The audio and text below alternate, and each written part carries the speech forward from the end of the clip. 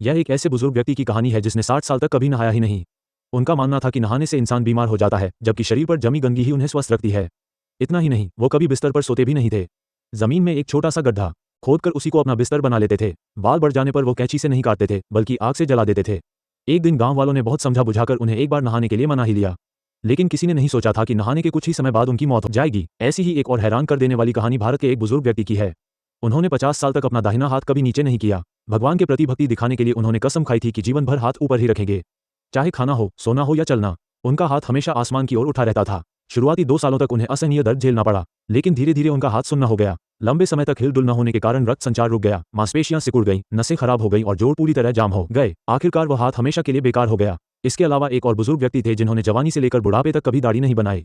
उनकी दाढ़ी इतनी लंबी हो गई कि जमीन तक घिसटने लगी। रोजमर्रा के कामों के लिए उन्हें दाढ़ी को मोड़कर मुंह में दबाना पड़ता था। लेकिन एक दिन उनके घर में अचानक आग लग गई। वो जान बचाने के लिए सीढ़ियों से नीचे भागे, पर उसी समय उनका पैर अपनी ही लंबी दाढ़ी पर पड़ गया। संतुलन बिगड़ा और वो सीढ़ियों से लुढ़क गए। मौके पर ही उनकी मौत हो गई।